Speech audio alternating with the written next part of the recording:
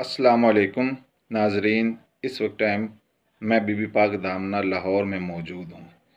آئیے میں آپ کو دربار شریف کی زیارت کرواتا ہوں۔ ناظرین، یہ وہ ہستی ہے جو کربلا کے واقعے کے بعد پاکستان میں آئی اور یہاں آ کر بس گئی۔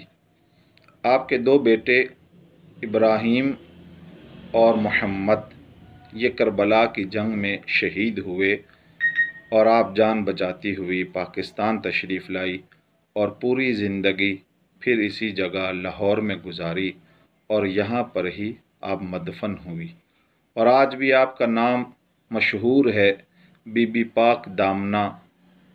یہی نام سے یہ دربار مشہور ہے لاہور شہر میں۔